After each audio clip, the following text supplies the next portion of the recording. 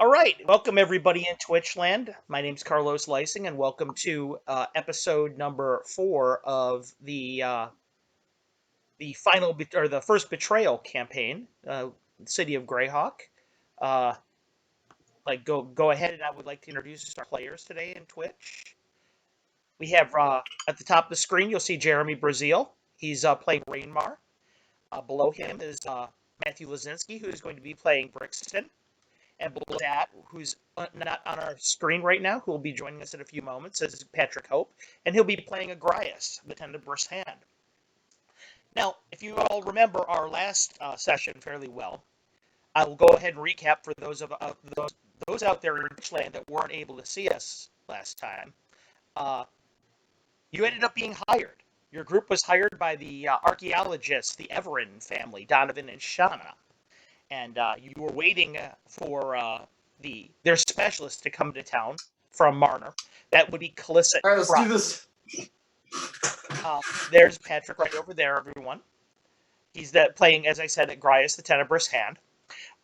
There was surprisingly not a whole lot of combat in the last episode, but the team was able to recruit some new members to their cause. They were able to recruit both the twins, the Magmaborns, the dwarves. They were also able to recruit the two barbarians from the Frusti clan. That would be Brixton who did that. And finally, quite controversially, they were able to recruit Herrick to their team, who is the barbarian that they almost got in a fight with. Oh, and last but not least, Brixton offered to serve as a mentor and a teacher to the two youngest of the gnomes of the Brambleberry family, Sunny and Lily, who are his best friends and fans right now. That was in our game tonight. Everyone, we're asleep at the inn, which is the Chuckling Centaur Inn. And you don't really have a plan today, as far as I know, besides you're waiting for the specialist to come from Marner. So we'll start with, right now, as the team has progressed, it seems to have been Agrias that is starting to take the lead. Agrias, today we're going to institute a new part of the first edition experience. The first edition experience, part of what it is there's a role in the group called the Caller. The Caller is the one who takes care of all the he basically is the direct liaison to the dungeon master and tells me what everyone is going to be doing. So whenever we get into combat situations or things like that, Brixton and Rainmar will go through you, and you will go to me with how we're going to do combat. All right? Sounds good. It goes during the flow of the game itself, but it's actually very intuitive, and it will reduce a lot of administrative work on you guys' part. So, why don't you guys tell me what you want to do today? Wake up bright and early. Everyone had a good night of sleep. It's probably the accommodations in the Chuckling Centaur are excellent. You haven't had that good a night of sleep in a long time. For most of you, roughing it is part of the experience, so this is pretty posh for you. What do you guys want to do? Well, I'm a rough person. I would like to go check on the armor that I commissioned from the blacksmith. Right. Rainmar, when you wake up, by the way, your wolf is at the bottom of the bed, but she's not really she's not asleep when you wake up. She's kind of pacing back and forth, looking around, sniffing at everything. You can tell that she's probably never been actually inside a building before. So this is all kind of new for her. So Okay, so Raymar end up going to... I'll sit... Raymar, you're going to the armorer, right? Yeah. Okay, excellent. Brixton, what do you have in mind to do today? I'm probably going to start with some food. Okay, excellent. And Agrias, what's your... Probably just go down. I'm also probably going to start with some food. Okay, so all of you more or less are out of your rooms at the same time. When you wake up this morning, Arion is actually does not join you outside of your rooms. It seems to be that you guys' schedules are so kind of in sync with one another that you almost more or less walk out of your rooms more or less at the same time. But this time, Arion does not walk out of his room with you. Okay, There's a that's odd. Well, looking at his door, you notice a hastily written note on the door. It's just scratched to all of you guys until you actually go up and read it. Okay, I go up to read it. Yeah, I do that. Yeah, all three of you guys go up and read it, and it says, "Be at peace. All is well with your friend. He's joining me on a very important mission." Signed, Sheriff Lucan. As you guys remember, Okay. Arion was actually starting to make quite a friend of Sheriff Lucan. So it doesn't really surprise you that he would have reached out to him if he had need of something important to do. Okay. Okay. So, what I'll next? buy that. What do you guys do from there?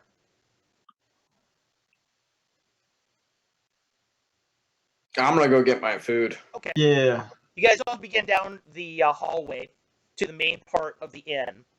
And as you guys go down there, you see that Donovan and Shanna are there at their table. They're sitting there talking very excitedly. And there's somebody that joined them over there. It is a tall, slender woman. She's very remarkable for her height. She's probably about 6'2", but she's not muscle at all. She's all arms and legs. She reminds you of a juvenile deer that hasn't really grown into itself yet, all knock-kneed and everything. Much like Shauna, she's got very striking red hair that's curly, very pale skin. She's talking very animatedly with them. You hear her mentioning the yeomanry quite a bit, something about the yeomanry, which really doesn't mean a whole lot to any of you. Okay. You guys begin to walk out in. Um, Go ahead, I'm sorry. well, I'm gonna whatever I do for food, I'm gonna make it kind of quick. I want to get my wolf out for a walk and get over to the armory. Okay. The wolf, by the way, just goes right up to their table and starts sniffing at their table. Starts sniffing underneath it at their legs. All of them look over. You hear the new woman at the table go, "Is that a wolf?"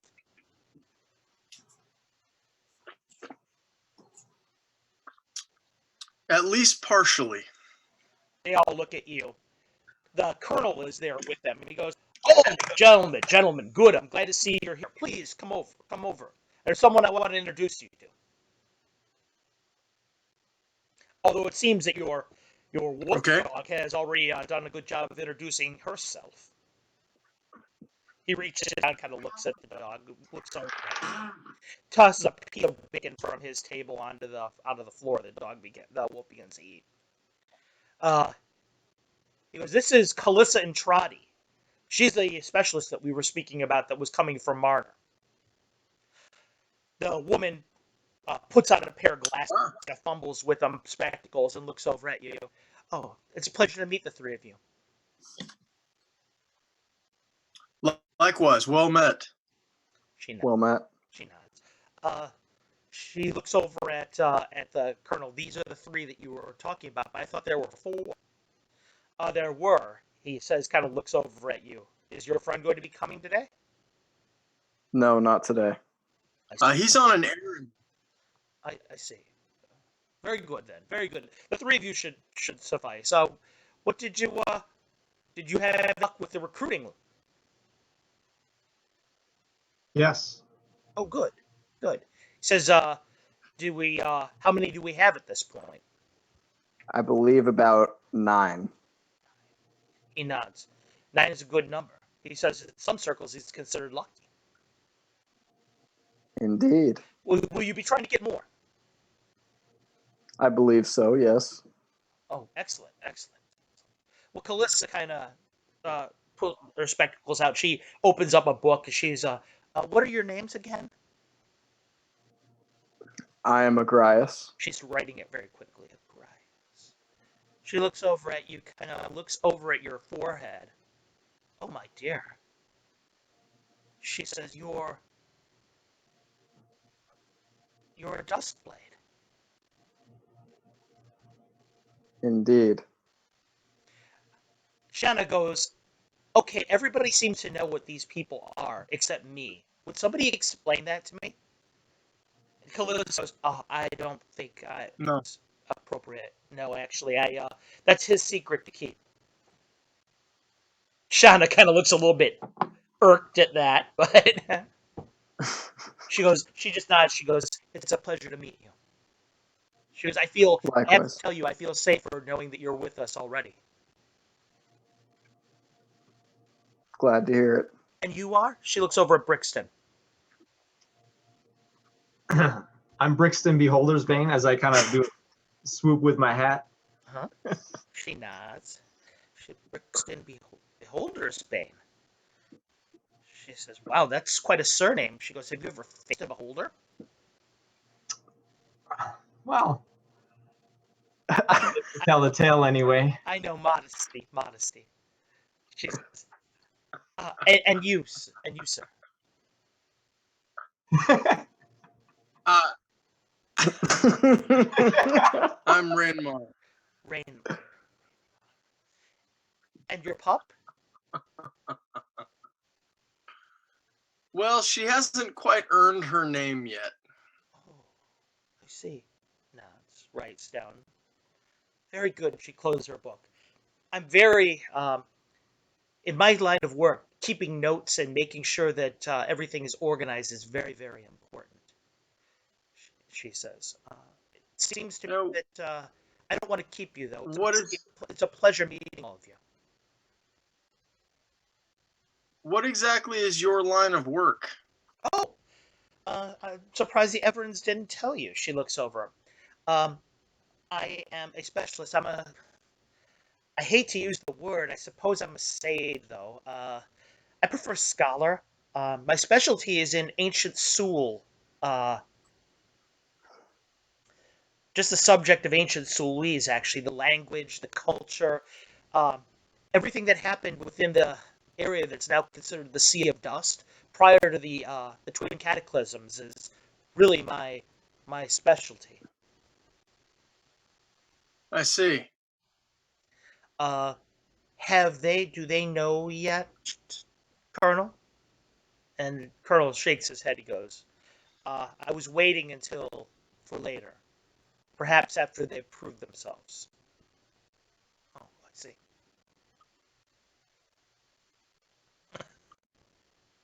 We have to prove ourselves Well, the Colonel just kind of clears his to throat. you and the Says, but sage. let me explain something, if I can. Please do. Going southward is only part of this mission. Once we're there is when things actually will be taking place. There may be a place in it for you once we get to know each other a little bit better. You have to understand, we're looking for a find here of historical consequence. There's going to be a lot of other people that are looking for the same things we are. There's a lot of people that are going to be willing to do rather dastardly things to get to it. Secrecy is very important. While I'm paying you good silver to accompany us, I still truly don't know much about all of you. Therefore, it's important to me to learn more about you on the trip. Once we do, perhaps, then we can reveal a bit more of what should actually be happening once we arrive.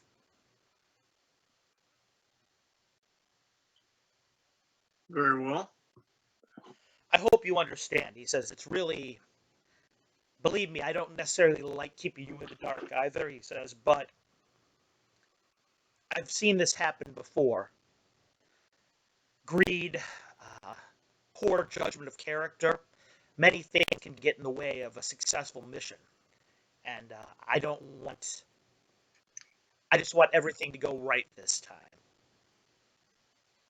looks over at his daughter. Shauna kind of nods. She looks a little bit, perhaps a little bit less comfortable with it than he does, but she doesn't say anything. Ooh. So, what will you guys do? This time? Yes, he goes, to be blunt, there's other people besides ourselves, besides Procan's Eye, that do what we do. We have several rivals. 3 of them, at least, are looking for the same thing that we are. They have vexed us in the past before. I intend to make sure it doesn't happen again. With all due respect, I think since you have already hired us, I feel we should know all the details. He looks over at Shauna. Calissa just kind of begs off a bit, like, "Oh, don't make me a part of this."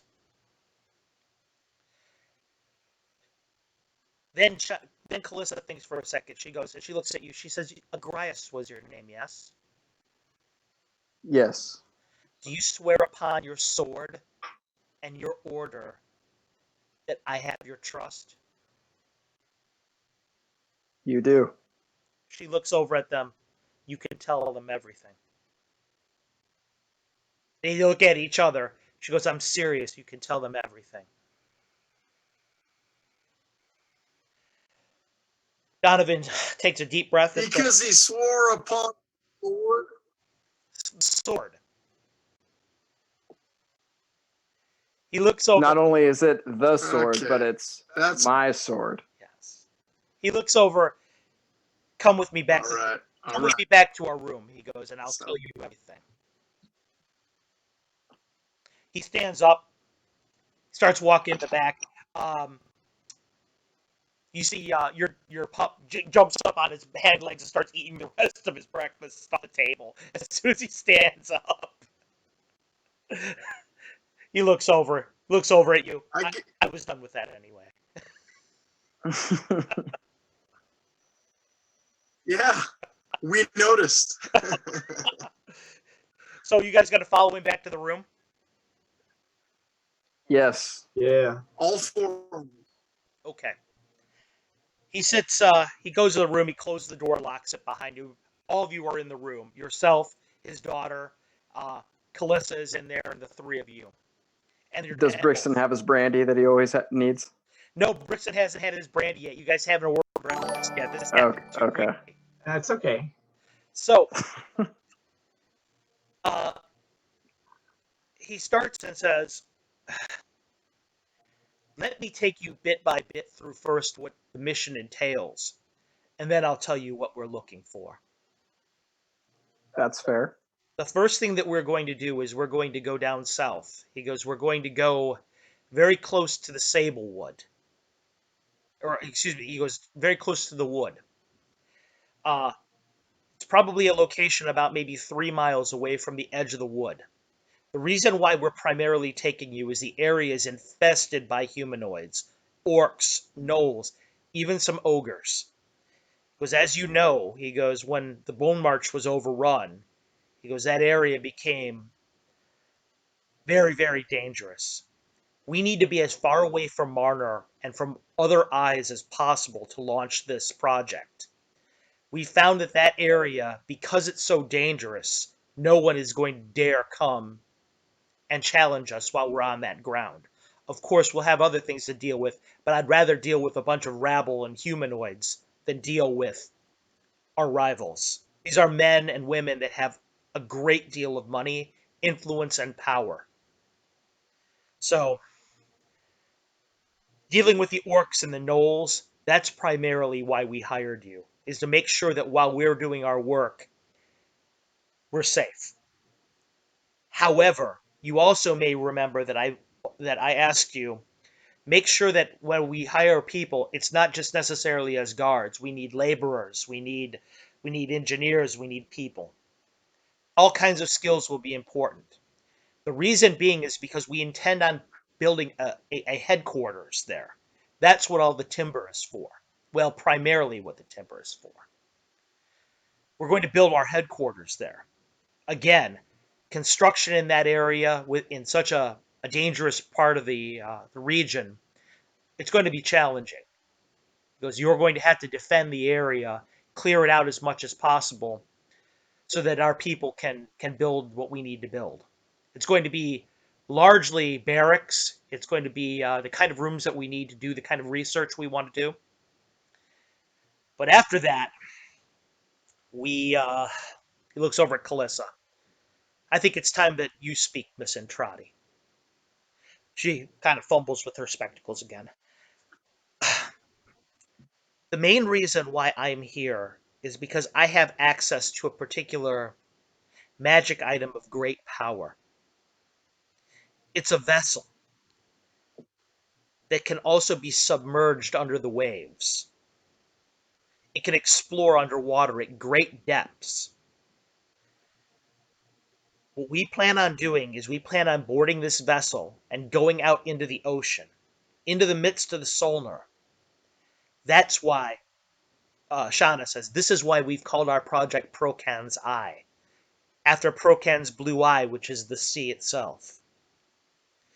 Calissa continues, once we go out there, we're planning on building a great raft in the midst of the sea, so that we don't need to constantly be going back and forth to the shore.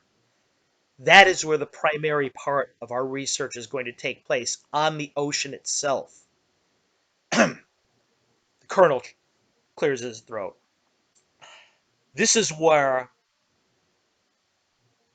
I said that I needed to know if I could trust you, and perhaps there could be more that would be asked of you. If you prove yourselves, and he looks over at you, Grice, he goes, and I have no doubt that you're trustworthy. If Miss Entrati speaks well of you, then I trust you. Then we may ask you to come to the raft to act as, I don't know, Calissa. Well, Calissa, the term I guess that most people seem to like for it is adventurers, but I prefer explorers. I'm going to be leading up the exploration at the bottom of the sea because we think that there is something there of historic significance. She stops. I'm going to tell you all of this, but it's a lot to take in. And I know that all of you don't have human blood. So I want you to take this as well as you can. Because a lot of it will shake the very underpinnings of what you've been taught as elves and gnomes your whole lives. When Corellin Letharian, the god of the elves, created the elvish race, he did not do so only in the hills and the dales. He did not only do so in the mountains and in the ravines. He did so in the midst of the ocean. There was a great land there at one point in time, of which the name we do not know. But a great elvish civilization existed there. They used to have... My research indicates that they had some kind of benefactor, some sort of extraplanar creatures. I don't know what they were named, what they were called in Elvish at that point in time, but they had extraplanar benefactors.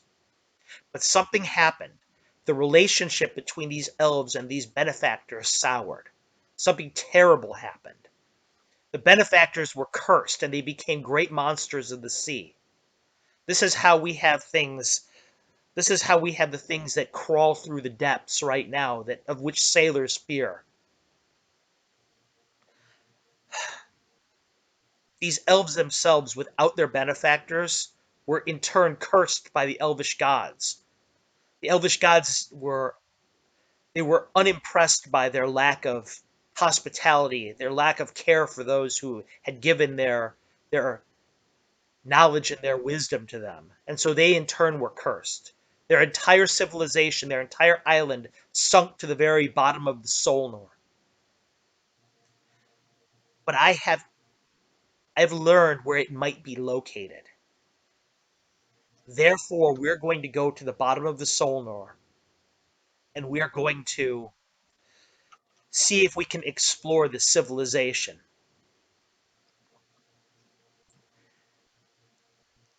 I realize that it's very difficult for all of you to realize this, but those elves that committed the first betrayal towards their benefactors, they're what we now know as the Oceanic, the Sea Elves, gaining monstrous traits in themselves of gills and fins. This is how they came to be. This is how they have different gods than the Seldarine that you worship. As I said, I know it's a lot to take in that there's an entire race of elves of which perhaps you've not been told your whole lives. But I can assure you that we would not be going on this expedition were I not utterly convinced of the truth of the matter.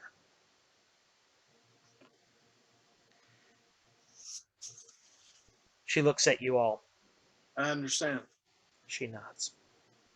And now you understand, considering the importance, considering the scope of what we're dealing with, perhaps why the Colonel was reticent to tell you the whole of the story. The things that we find in there we may find many artifact level magical items. We may find an entire race of sea elves of which no one has known before. The wisdom, the knowledge that we could gain in there from these extraplanar benefactors that the elves betrayed, it's staggering. But other people know of this as well. We'll have to deal with them. There's no doubt in my mind. And these are the rivals you spoke of? She nods. And Donovan nods. Yes, yes. He says, I have.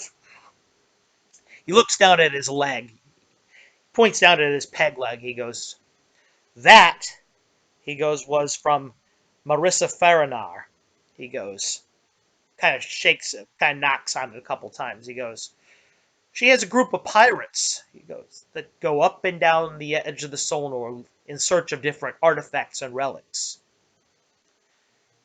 Calissa nods and she sighs and she says, yes, it was also her that tortured my brother to death, and how she came by that information. Charissa pulls up her hair, her red hair, and shows a massive scar on the side of her head. You see that? He goes, Darren Kentar. He goes, that's another one of the people of whom I speak. He represents a group called the Seekers, a very famous or infamous group of treasure hunters and archaeologists that look for hidden secrets best left uncovered. He tried to get the information from me and failed. So at least two other groups, Donovan says, know of this. The chance for betrayal, the chance for double crossings, it's quite high. Do you know how well funded your rivals are? At least as well as ours. You have to understand that both of those two groups, I would consider neither one of them to be what we would say is morally scrupulous. As a result, they are willing to make moves that I wouldn't be willing to make in search of glory, power, and wealth. Agrias, he says, the woman that took my leg has a fleet of 15, no less than 15 vessels. 15, he says. Caravels, sloops, he says, all sorts of vessels. A veritable pirate armada. The Seekers, he goes, these people are the sort of people who would dare plumb the secrets of places like Mauer Castle, of all places. Fell horrible places. He goes, do you know the name, perhaps, of... I shan't even speak his name. He holds up his hand. He goes, these men and women are very powerful, very wealthy.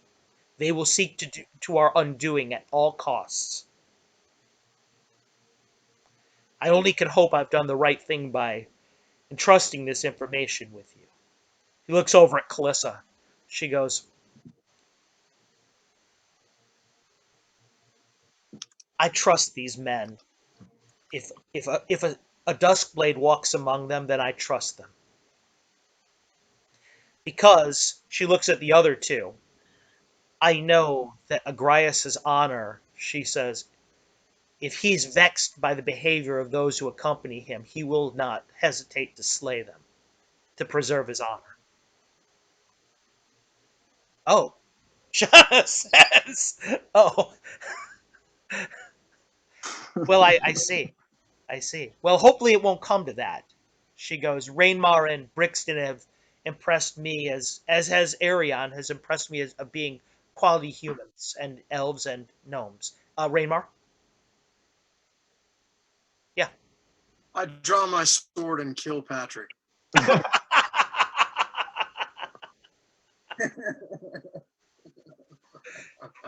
Your wolf begins to And, to lick herself on the floor. and realize that I didn't say I was going to kill Agrias. I said that I kill Patrick. So, Moving right along. yeah, so the colonel looks at you and kind of laughs a little bit. He goes, so, I hope that wasn't too weighty a conversation before you've even had breakfast. He goes, you forgive me for my lack of hospitality. He goes, please enjoy breakfast in the inn. We'll pay for your breakfast. Consider it a peace offering for our lack of forthrightness earlier and for visiting such a weighty subject on you before you've even had a chance to clear your eyes of its sleep. You are too kind. Yes, and so are you for taking this information in as well as you have. Ringmar? Yeah, I don't really say much in response to this. I just start writing it all down in one of my journals. Mm-hmm. Because it's kind of a lot to take in. Rainmar, you begin to start to write, and you open up your things, and Kalissa offers you a quill. Here you are, she goes. I look at Raymar writing and then rifle through my bags to see if I have anything to write on, because that's a good idea. Yeah, being a spellcaster, you always have access to parchment, and she offers you a quill as well. She goes, she smiles, she goes, you're after my own heart. Copious notes always help. She says, well, if And please. Ringmar? yes, I just head out and scribble in my notebook, and I'm gonna get some breakfast and feed the dog. And she probably has to pee. Yes. I mean, Yes. Someday. Brixton, are you going to do the same? Yeah, except I'm not going to go pee. I'm just going to go eat. Agrias, I gotta take Brixton out so he can pee. Agrias, are you going to follow those two out into the to the main part of the inn? Yes. Okay. Yeah. You guys go out to the main part of the inn. Melindra meets you out there. The Brambleberry, the proprietor of the Chuckling Centaur. She looks at the three of you. She's like, breakfast this morning? Yes, please. Yes, please. Excellent. I'll make sure that she looks over at Brixton. Would you like a brandy with that? Not today. She laughs a little bit. I didn't think so. Oh, she looks down. She goes, you have a new... Is that a wolf? At least partially, yes. I see. She goes, I'll make sure I bring something special for her. She goes back behind the counter. Well, I appreciate that. Thank you so much. She nods. Okay, so you guys eat breakfast. Are you going to have any kind of discussion about what you've been told over breakfast? I would like to, yeah, but what do you guys think? Well, I'm curious about how this job has so many dimensions that we can't even. I mean, I we agree, couldn't yeah. even begin to give them a. It's just crazy. So I think for now we just have to focus on the trip south, and everything after that is extra, and we'll renegotiate the money. But I think we should also be not necessarily a lot more picky with who we recruit, because now we know that not only do they have to guard, but they have to be laborers. well, we've got to specifically start recruiting people that have other skills for sure. Right. It occurs to you guys as you go, Bricks. as you're having this conversation, that now you know a little bit. It becomes a little bit more obvious why they didn't reveal a lot of this to you, because it has so many dimensions. They were probably thinking the same thing you were. Is that let's just see how this plays out before we even open up that can of worms. Yeah. Yeah, I mean, as interesting as that information is, it's so much information that we can't even do anything with the information, except for, I guess we know that we need to be more prepared. I mean, we know that there's some crazy stuff coming up, potentially. Yeah. I need everybody to make me a 20-sided die roll, please. Yes, sir. Yeah, you got it. 8. What do you got? Maybe I will and maybe I won't. What do you have? 16. Okay. All three of you, as you're sitting there, you notice the two smallest brambleberries. They're kind of hiding around the side of the bar, looking at you, trying to be inconspicuous. And the two of them have something in their hands. You're not really sure what it is that they're fiddling with. It looks like a toy of some kind, and they keep whispering to themselves. They're obviously trying to be hidden, but not doing such a great job of it. Brixton. Can I wave them over? Sure, you do. They look at you. As soon as you wave them over, they're like, they got caught, first of all. They look a little shocked, and they start arguing a little bit back and forth. I told you, shut up. No, I told you to shut up. They come over, and they look at you, and they get dead quiet as soon as they say that.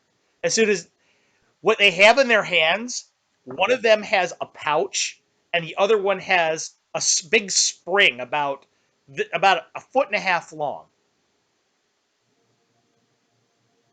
What are you guys doing? We were. Lily says, we were gonna show you that we're trying to learn a trick. We were gonna show it to you, but she goes, Sonny ruined it. What do you got, Agrias? What are their names again? I'm sorry. Sonny and Lily. Lily. Thank you. Sonny ruined it. You were the one who ruined it by talking. But anyway, we were going to show you a trick. What was the trick? Well, you ready? She looks at Lily. Lily goes, I'm ready. She goes, it goes just like this. And Sonny takes her bag and she throws it up in the air. And glitter goes everywhere. Just this cloud of glitter in midair. Everybody make me a 20-sider.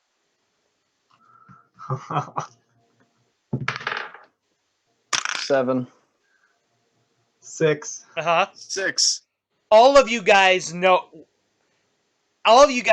are immediately drawn over to Lily. As soon as Sonny does that, Lily she really quickly sneaks a spring underneath Brixton's chair. That spring. The dog even is sniffing at her. No, bad dog. She comes back. She goes, there you go, that's the trick.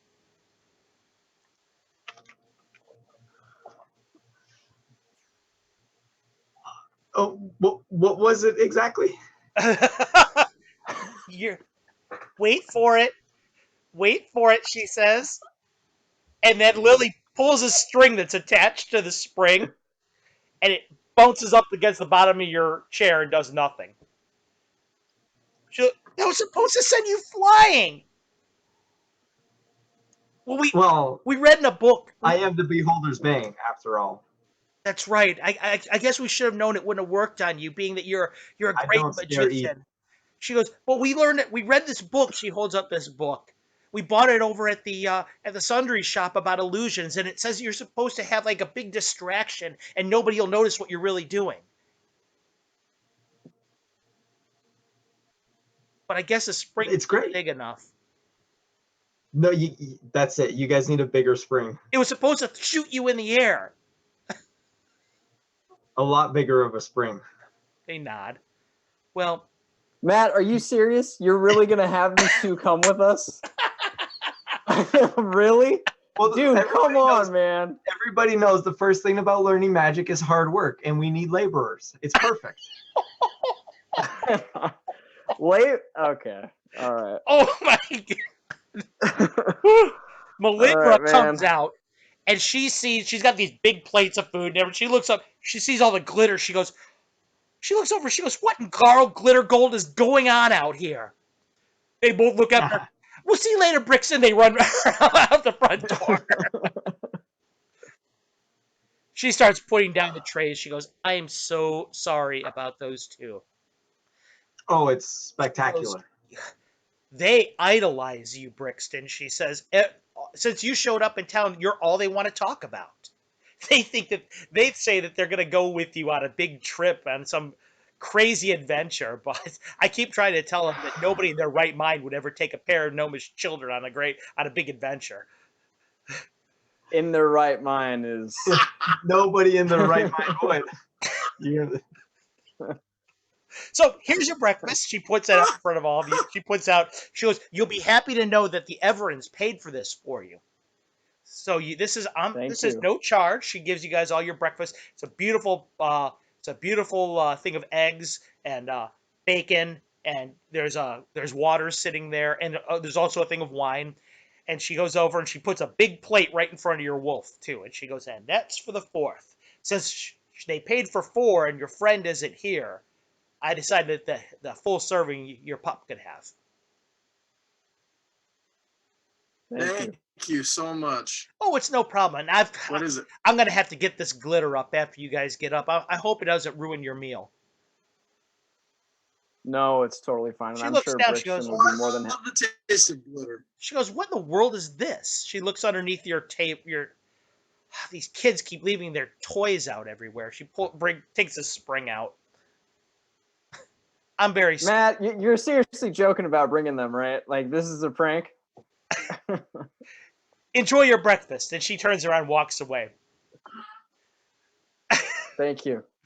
So what are you guys going to say to each other? Are you going to tell him that now that she's gone?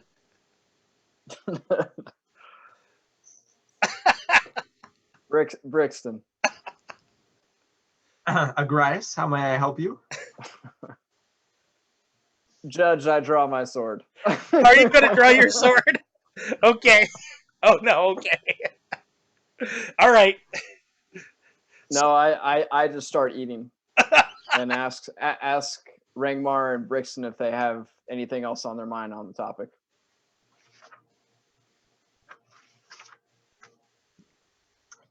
Rangmar, got anything on your mind on the topic?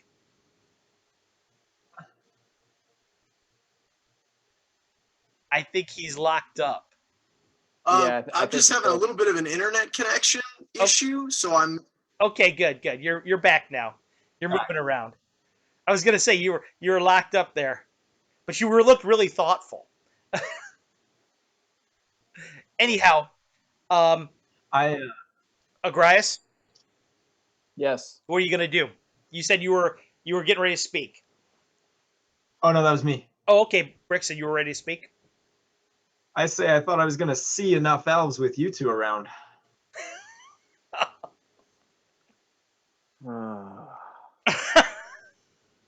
As I chow down.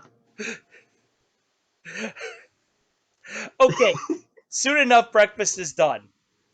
What are you gentlemen gonna do? It looks like Rangmar is still frozen. Yeah, he's moving around though now. He's coming back.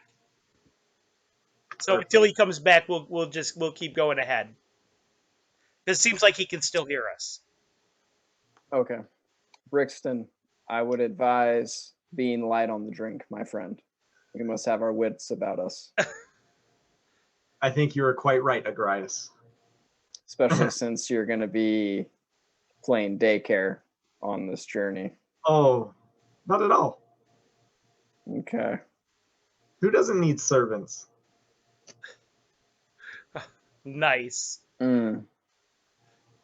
I just simply nod to that. Okay. I advise that we travel together. We do not separate until we leave for the journey. Oh, is there anyone else that we've recruited, Carlos, in this tavern? No. It's no like one sitting else is there. nearby. Or okay.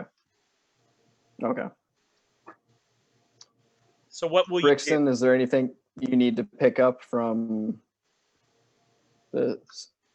No, I think we should start looking at some other people as laborers. Farms or farm hands. Agreed. All joking aside. All joking aside. uh, Is there anywhere else we can recruit besides the Merc? you Center? can try recruiting anywhere you want, man. So, what you got? Anything in mind? I was thinking the Smith, but I don't know. Well, the thing that occurs to you is you're going to have problems with some of these people are going to have jobs that they're going to want to attend to, So Yeah, true. they've got their own thing going on, so it's going to be hard for you to maybe hard for you to determine what, get them away from their day job. Right, true. We could aim for younger people who are looking to get a day job. Right. You could. Or who want to enter your fan club. That seems to be a really good way to recruit. All joking aside.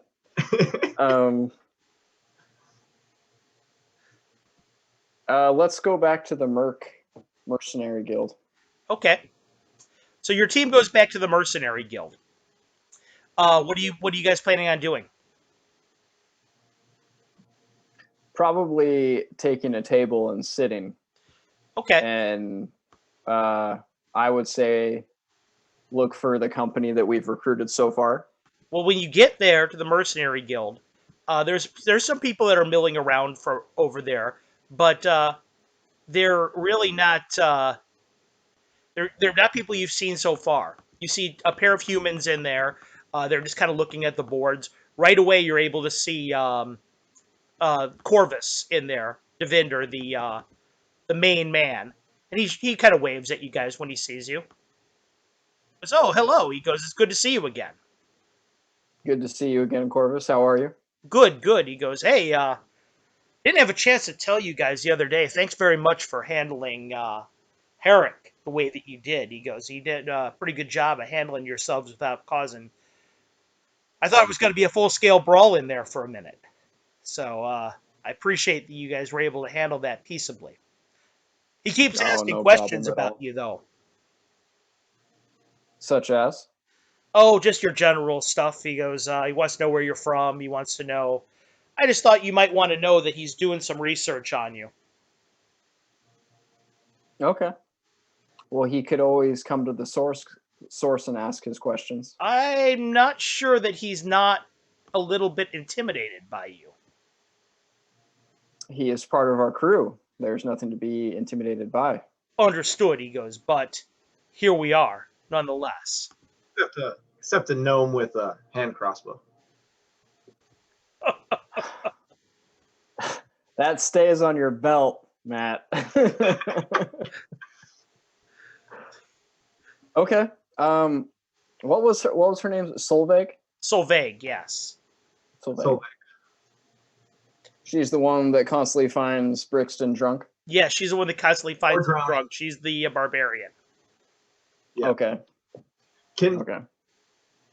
Can I ask Corvus if there's a lot of people here with other skills other than just Well, there are, fighting? Thank he you. says, but if you're really wanting to hire people, he says it's really not that common for people to come here looking for just laborers or what have you. He goes, because you're looking for people, he goes, it's usually men of action. Are there any that are as good with a sword as they are with a hammer? Uh, he goes, honestly, he goes, I really haven't asked anyone. Can we put a job listing up looking for people competent in both areas? Of course you can. He goes, I'll help you do it, in fact. He goes, it's very easy. Thank you, Corvus. Appreciate it. Not a problem. Not a problem at all. So he goes and he says, he sits back and helps you guys go through the process of filling out. What are you guys going to look for exactly? Someone with Carpenters?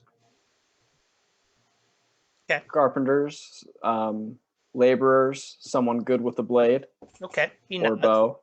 Says that's good. He goes, he goes, you should get quite a few responses.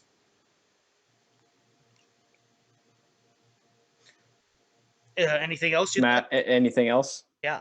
A cook, for sure.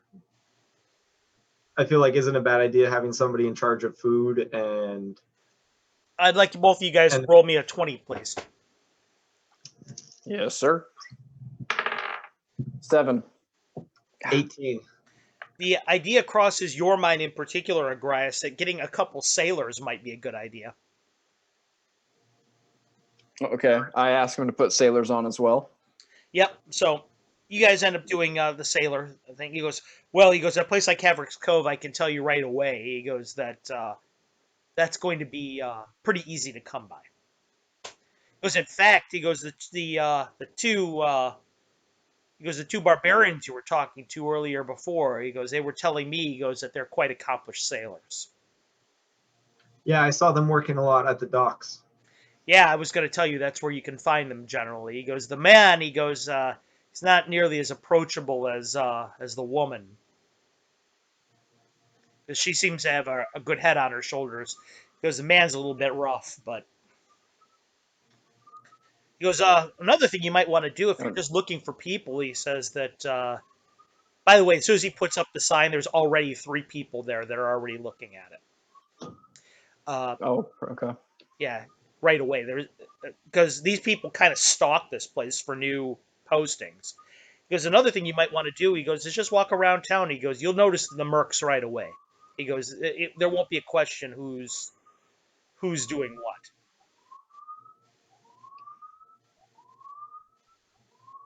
Understood. Hey, bear with me, guys. I'm going to close my window. Sounds good to me. Okay, so Brixton, you guys are. Oh, that was Yeah, that was a little bit weird right over there. The car alarm. yeah. I kept looking out my I was like, because I thought it was coming from outside of my house. Well, I thought the police were finally it's finally a- figured out who committed all the murders. I'm not going to say which one of our houses they were at, but they just finally. Maybe that's why Jeremy's not here. Yeah. Yeah, I'm sure he'd appreciate your subtlety. Anyway, when he comes up and he's covered in blood like Terry, we'll know why. Yeah. Okay, Um, so you gentlemen are there at the hall. Is there anything else you'd like to accomplish while you're there? Oh, there he is. Back for the attack. Welcome back, Jeremy. I will I'm going to go ahead and I'm going to resize all of you here. okay. Don't mind. Give me just a moment. And I am You are. I am in the know because I logged on to the Twitch feed from my phone so that I could hear what was happening. So I'm caught up. Oh, that's awesome. Good. That was very smart of you. So, okay, Jeremy, you're Well, I'm a did you hear the crack I made about you and the police then? Oh, that's good. I So missed that. anyway, that's good. So anywho, Jeremy, just to catch you up a little bit more on the stuff that you may have missed, you are currently at the Mercenary Guild, and your crew Yep. is putting up postings for laborers and things like that. So that's good. Yep. Patrick, okay, that's good. You're resized.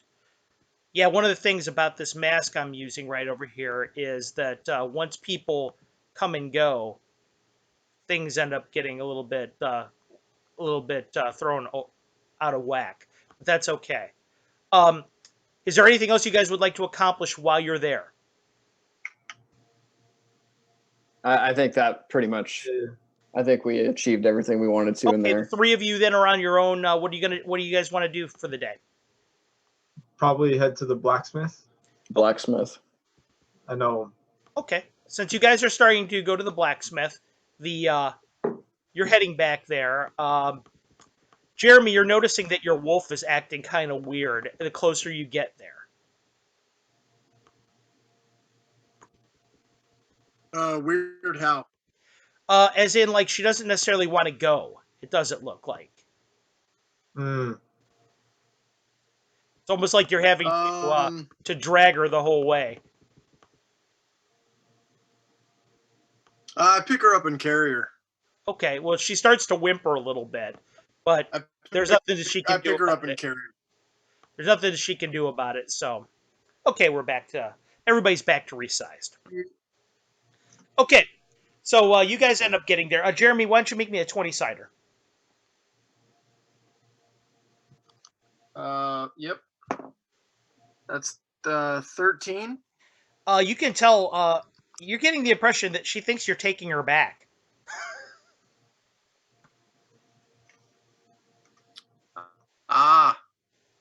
Well, I'm not. So, settle down.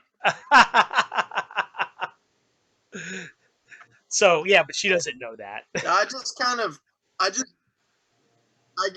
just give her a little bit of reassurance and I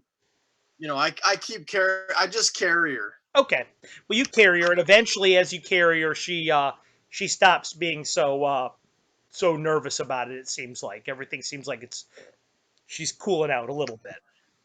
So eventually, you guys get there. For those of you that weren't listening when Jeremy was there before, the blacksmith's is almost like a lean-to establishment. There's the whole front face of it's open, and it's held up by 3 pillars.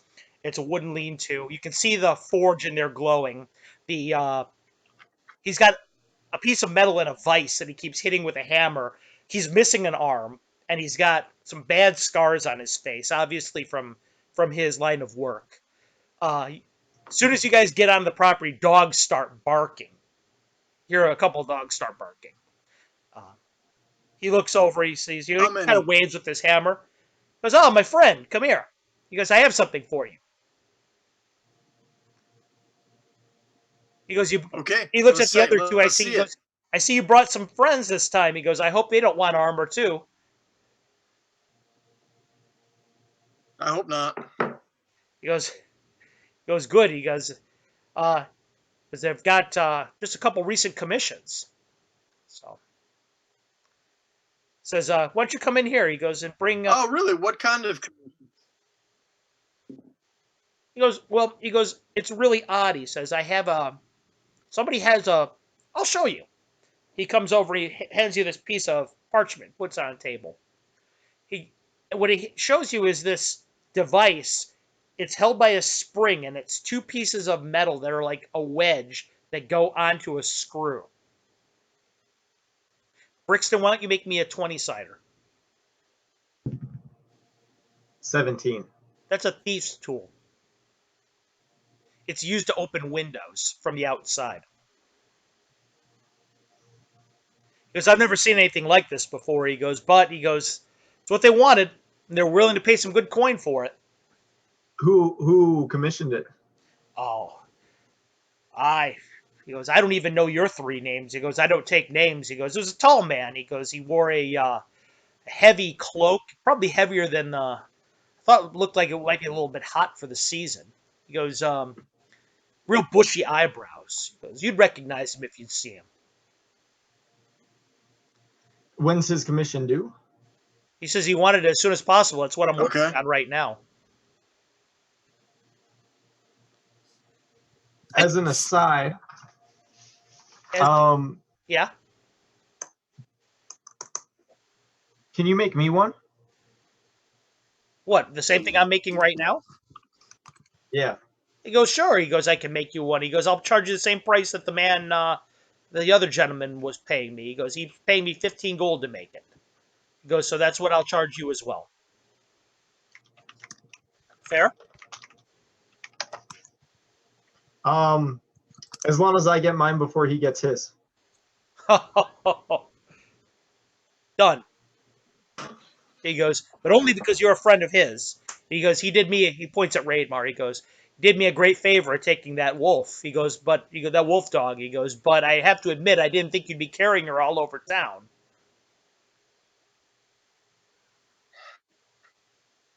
Well, she was a little anxious about coming back here. I think she maybe thought I was getting rid of her. Oh, well, that makes some sense, I suppose. He goes, as I told you, he goes, she doesn't get along with the other dogs, so I had to keep her by herself. She probably didn't like that very much. But I have something for her and for you. He goes, come here, I'll show you. He goes, Excellent. he goes, I had to, hope you don't mind. He goes, but a lot of it's not as heavy as I expected to be. While I was fitting it on one of the other dogs, I was noticing it was going to have to be a lot more leather than metal to make it work properly. So I went to the tanner's and I had a couple things put together. Reaches over on behind his anvil, picks up with one hand this contraption of leather and metal. Go ahead and see if it fits. The dog's. It's hard to. Okay, I'll go ahead and put her down. You put her down. It looks like it's gonna fit. It's more or less the same piece that you showed me before in the artwork. Oh, okay, got you. So there's a little headpiece and Right. I got you. Right. Okay. Yep. Exactly. And there's a lot of scale that goes down the side of it, so it looks pretty mobile and it doesn't look like it's very heavy. He goes, "Are you going to train her to be?" So on the body piece, there's some protection. Right.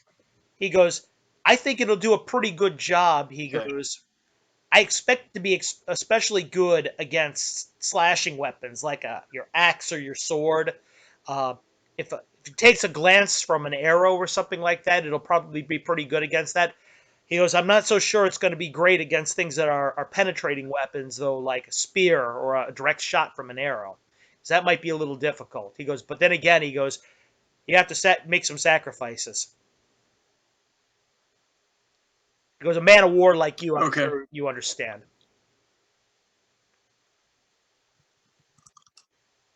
Absolutely, yeah. So he goes, okay, excellent. As well, I'm glad it looks. He says, "Well, Brixton," or he looks over at you. He goes, "Well, no."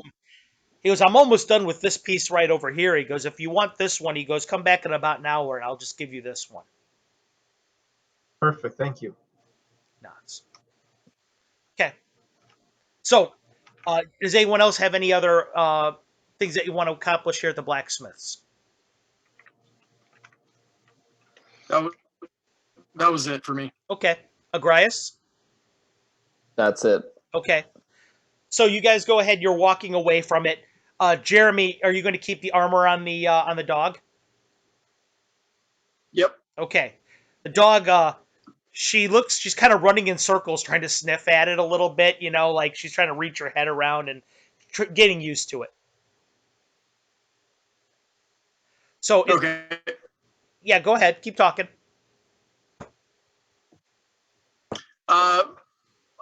I'm just going to try to encourage her a little bit. I'm going to try to encourage her to ignore the armor and pay attention to me and what I'm doing. Okay, so you're going to start training her. Jeremy, I need you to make me a percentage dice because this is where we find out if you have a skill or not at first level. Please make me percentage dice.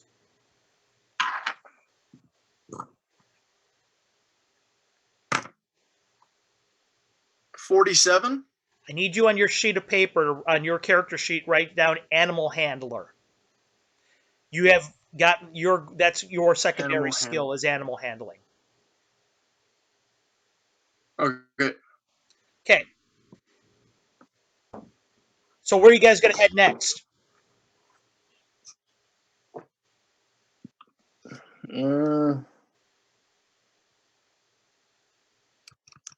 Rainmar, do you got to go anywhere?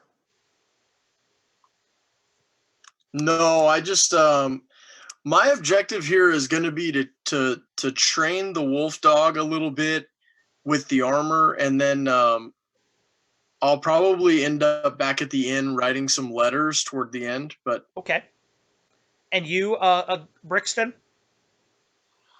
I'm gonna keep my eye out for the fellow that was described, Okay. and I don't know, probably just hang out with Agrias. Okay, Agrias, what are you going to do?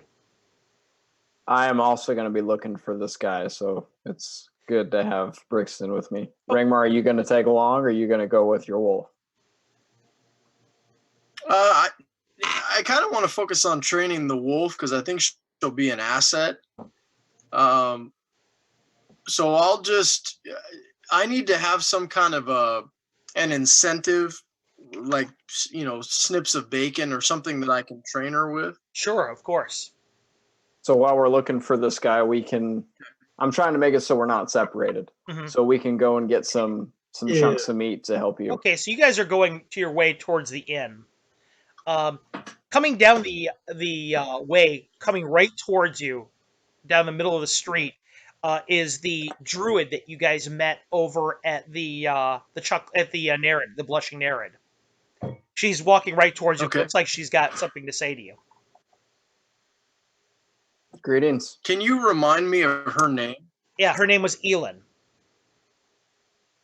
She looks at you. Keelan? Elin with an E. Elin. Elin. She looks at you and she says, "I'm glad I got a chance to speak with you. Come with me." She starts walking over to the sundry. Okay. Okay. She walks you through the sundry shop. The two Sunshower girls greet you, Marigold and Iris. "Oh, it's good to see you again. Is there anything I Hello. can help you Good to with?" see. Elin walks right by him and goes to the back of the store. We're with her. We're following her. Yeah. She goes, "Listen." She gets you at the back of the store. She looks over first. She starts and she stops. She goes, "Is that a wolf?" At least partially. She nods. Uh, She goes, "Can you talk to him?" Is that its name at this point? She goes, Partially. "Can you talk to her?"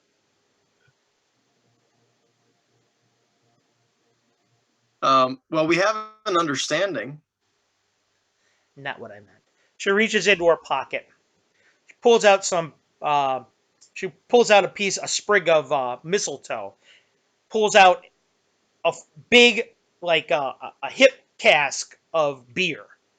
Sprinkles it in there, and you see her fingers starting to trail stardust as she puts it in there. She goes, "Drink this. It's good. Drink it."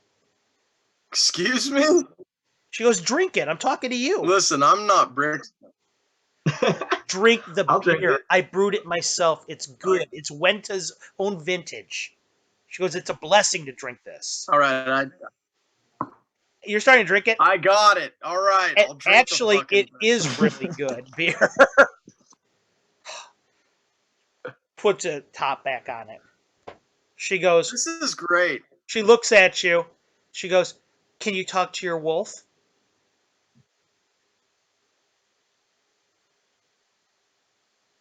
Uh, Start talking I to it, don't know. bro. Can I? All right. So It looks up at you.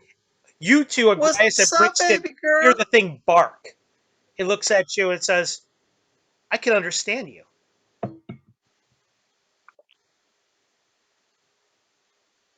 You can. Yeah, and you can understand me. Oh, she comes up, she puts her forelegs up on your chest, everything. She goes, oh, I'm so glad you didn't take me back to his place. I thought you were going to leave me. Oh, you're the best thing ever. Thank you so much for not doing that. She looks over at you too, Agrias and Brixton. She goes, it's not gonna last very long. She goes, but I did prepare Speak with Animals this morning, so. Listen, I think your lives are in danger, she says. There's a guy who's asking a lot of uncomfortable That's questions. unlikely. She goes, there was a guy that was asking a lot of uncomfortable questions. Where's your friend? Where's your friend Ari? He is on an errand right now. I wish I could have all four of you here. I think your lives might be in danger. There was a man that was there. It was at the tavern, and he was asking a lot of uncomfortable questions about the three of you. What did he look like? Tall, heavy cloak on, bushy eyebrows. Bushy eyebrows. Yeah, you met him. We haven't met him. We're looking for him. He said his name was Tavares. Tobias? Tavares. Tavares. She goes, listen. She goes, listen though. She goes, I told him that you're staying. At the Merc House. Thank you. Right. That we appreciate that. What was he We asking? appreciate that. She goes, I thought we were a team. I appreciate that too. She goes, you hired me, right? That we Yes. What are we gonna do? Is he still there? How long ago was this? This was probably a few hours ago. He said he had some errands to run, and he said he was gonna go over there. Yes, Ringmar. All right, listen. Here's what's gonna happen. We're gonna actually go get a room at this place and set this guy up because I don't like people poking questions about me, and I don't like the idea that people think our lives are in danger. It's really everyone else that's in danger. Master. You guys with me on this? Master. Your wolf What? is talking to you. What? Is barking. All you guys care is bark. I'm gonna bite the shit out of him. I hope you do. What's he smell like? But first, I think it's we a gotta lot more find than him. partially. What's he smell like? A thief? I don't know. Well, how am I gonna know? Oh, How am I gonna know who to bite? Well, What's your it'll wolf smell saying? like Brixton, probably. Oh, okay. bushy eyebrows. Brixton, you come. The dog is sniffing at your leg very intently. What did you tell your wolf? Well, I suggested that all thieves smell the same.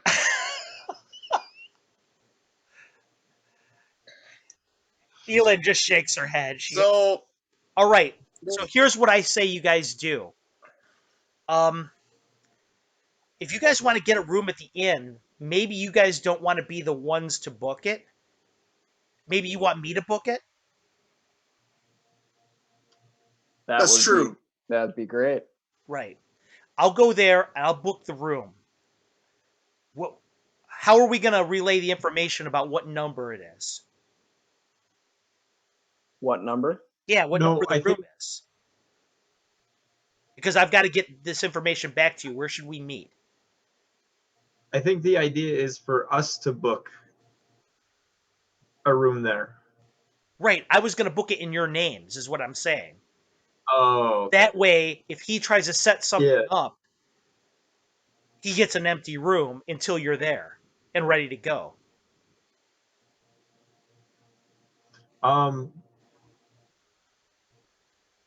Ringmar, were you going to say something? I am, at this point, I'm enwrapped in conversation with this canine. Okay. That's... I know exactly what he smells like. I know exactly what he smells like right now, Master. I'm gonna bite the shit out of him. Okay, but listen, you need to understand that part of what you're smelling on Brixton is gnome. So if you go around biting gnomes, you won't necessarily get the person we want. So it smells a little bit like the two women that are in here, too, right?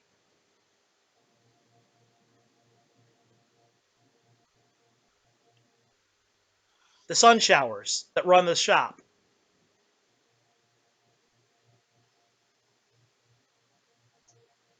I don't think you're very good at communicating with your dog. Yeah, because all gnomes smell the same. Got it. All gnomes smell the same. And all thieves smell the same. Got it. But not all gnomes are thieves. Oh! Not all gnomes are thieves. Oh, okay. Okay, I think I got it. We're going to end up burying a lot of bodies. And not all thieves.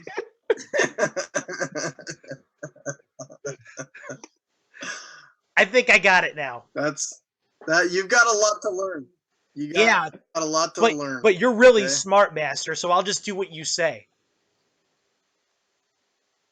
That's a great idea. That's maybe the best idea you've ever had. You're really smart, so you Nice just work. tell me who to bite, and I'll bite him.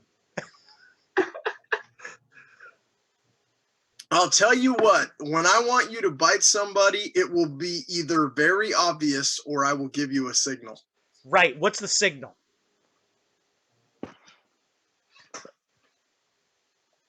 Make this simple. Fight. Oh. Uh-oh. Yeah, Jeremy's froze up again. So in the meantime, Elon looks over at you, Brixton, and Agrias and goes, okay, so how are we going to run this? Well, we definitely want to set this guy up. It sounds like he's worth recruiting, if at the very least asking why he's asking around. Okay. So book a room for 4, that's including you, and then set him up with his own room. Got it. She goes, I'll make sure I handle that. Okay. Thank you. No problem. She says, I'm glad I got to you before you were able to, before he got to you. Agreed. Likewise. She takes off. She goes, hey, be safe out there. She goes, I don't know. I think this guy had a bow under his cloak. He had something big, and I'm thinking it was a bow. No need to worry. I have a gnome. She looks over at you. That's, from what I saw the other day, that's why I worry. She turns around and walks out the door. You got to remember, she saw him drinking at the tavern. Yeah. Yeah, this might be the first time she's seen you sober. It is the first time she's seen you sober. A lot of people have seen me sober here. I don't know. But it's not every day I drink a dwarf under the table. That's quite the title, man. I gotta say, out drinking a dwarf, man. I'm still looking for a way to, with a little bit of a ring to it. Okay, so she leaves. What are you two gonna do? Right now, Rainmar and the dog are in the middle of a deep conversation about who to bite the hell out of. Right. I go to the sisters up front. Okay, so you guys walk up. Marigold and Iris are both there, and they look at you.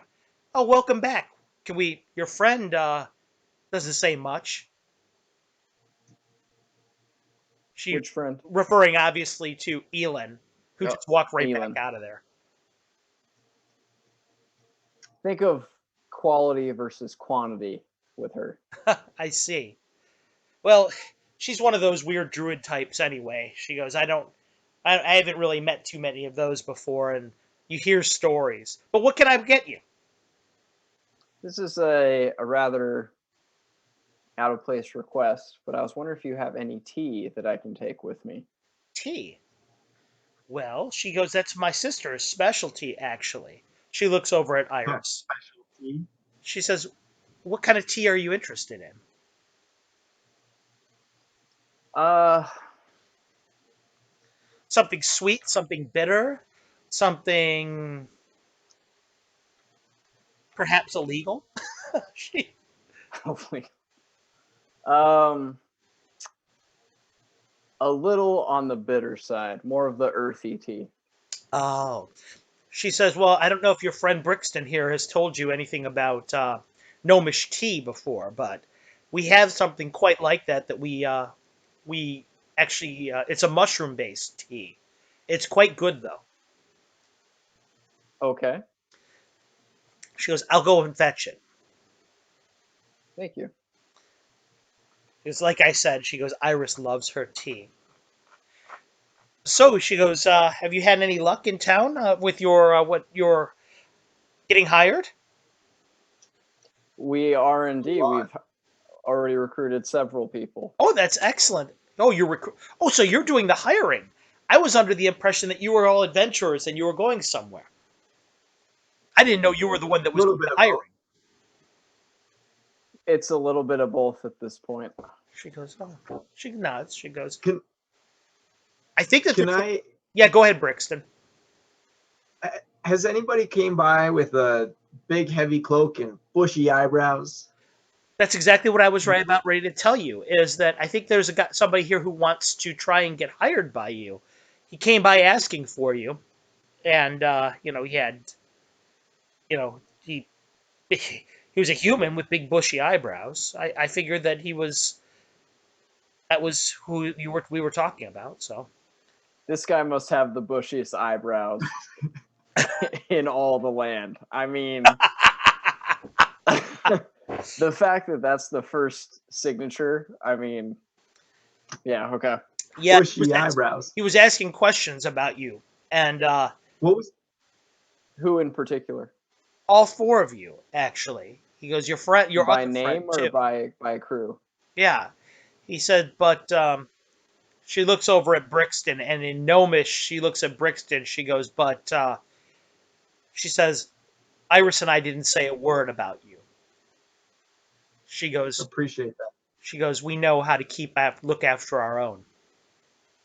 I asked if you bought anything. She says, yeah, actually, he did buy something. She goes, you remember the tea that we were talking about, the illegal one? Yeah. Yes. That's why my sister brought it up. Is he bought a substantial amount of it? She goes, it's pretty. She goes, it's pretty decent stuff as long as you have a human, constitution. She goes, but if you're an elf, she goes, it has it could hurt you pretty good. Her Got sister it. comes from the back. She pulls out this little cloth satchel. She goes, right here. She puts it down. She goes, that's Verbabunk blue. Is this just in tea form or did she steep it? No, not at all. She goes, it's just a tea form. Would you like me to make Oh, you a cup? She goes, if you don't mind, not at all. please. I'd love, as long as I'm allowed to share one with you. Of course. Brixton, would you like one as well? Please, can I? Please. Yeah. Yeah. She goes Thank to the you. back. She's humming to herself. Mary, she goes, Mary, did you, how much of that other tea did you sell the other gentleman? She goes, the human with the big bushy eyebrows? Yeah, that's him. Everything we had. Oh, okay. She looks over at Agrias and just kind of shrugs. So you guys are all out of that tea? Yes, absolutely. She goes, but we'll be able to get some Interesting. more when we get our next merchant train through. She goes, And you said it's an elf? there's a lot of people with axes to grind against elves, and this is usually what it's for. I mean, it's usually there to put someone asleep. Cool. She comes back with a silver platter. She puts it down there. She's got the tea kettle there. A couple silver tea cups. She pours it out for you. Pours one for herself. Steaming tea there. She goes, my blessings. Takes a little sip of it. Agrias, Brixton. Yeah. Brixton, Thank you. you have never tasted this tea before, but it is outstanding. It is a really, really quality tea. And you can tell it's definitely of gnomish creation. It has that certain earthy flavor of that you have come to associate with gnomish food. Agrias, it has that very rich, earthy taste to it, like you'd ask for. It is a very high quality tea. I will definitely buy a fair amount of that. She See, nods. my people aren't good at my people are good at a lot of things, Agrias. She's drinking it. She smiles and just kind of shrugs her shoulders.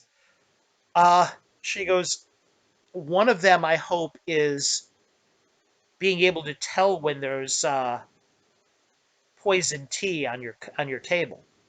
She looks over at Agrias and looks back at you. She goes, good.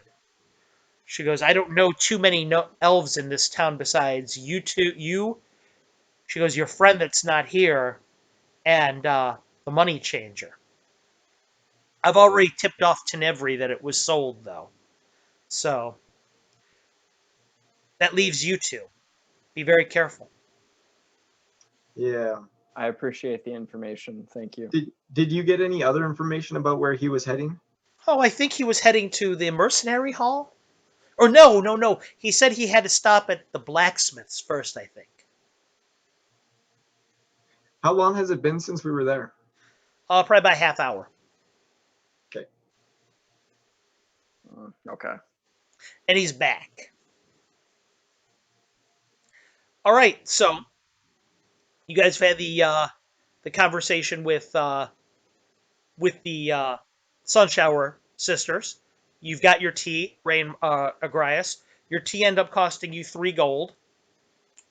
3 gold. Uh-huh. Okay. And what's your next plan? In the meantime, Rainmar has had his conversation with the unnamed wolf about the signal that they have to bite somebody, which is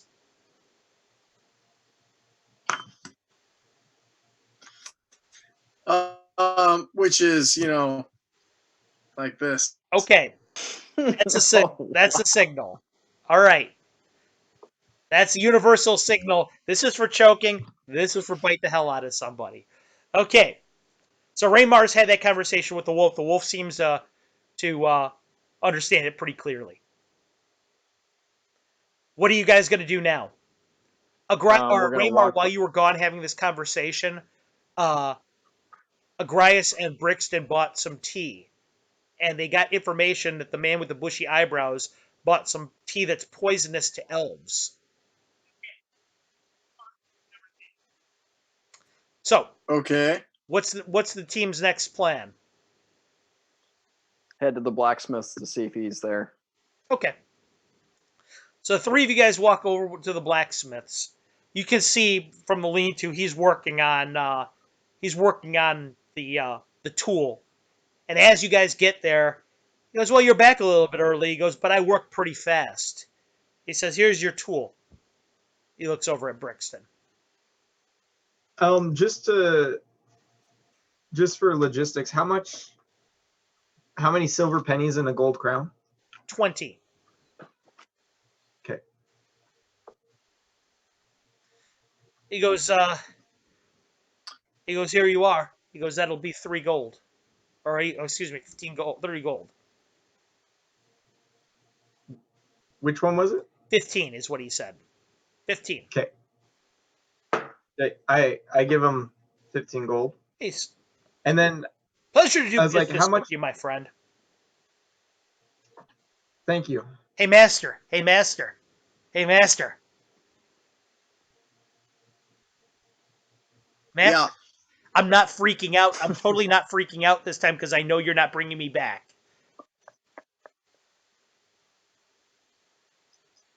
Yeah, that's true. We're going to Nice be together work. forever, and every morning I'm going to get bacon like I get this morning. Remember that? That was the best. I love this dog. This is like the best day ever. I got bacon.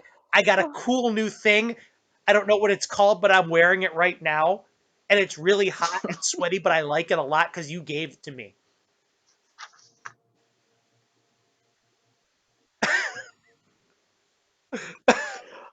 I think I killed Jeremy's feet.